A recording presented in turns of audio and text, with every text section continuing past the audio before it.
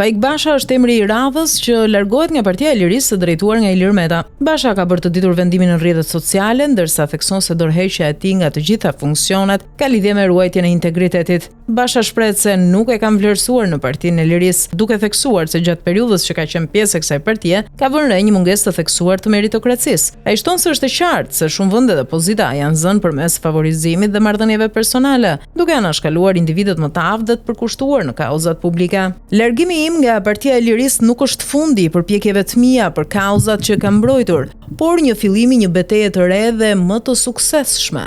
Largimi im është një hap i guximshëm drejt rivlerësimit të angazhimeve tona dhe zbardhjes së një rruge të re për të ardhmen e Shqipërisë. Ky është fillimi i një beteje ku do të vazhdoj të luftoj për çdo uniform, për çdo familje, për çdo shqiptar dhe për çdo komunitet që ndjen se zëri i tyre është i njohuar. Unë besoj se ardhmja e Shqipërisë është në duar të qytetarëve të saj. Çdo përpjekje e re, çdo hap i vogël përpara është një hap drejt një të ardhmeje më të ndritur. Le të fillojmë këtë betejë së bashku për një Shqipëri europiane, për të ndërtuar një Shqipëri që na bën krenar të gjithëve. Interesat e një Shqipërie europiane janë detyrë patriotike e çdo shqiptari, thot ai ndër të tjera.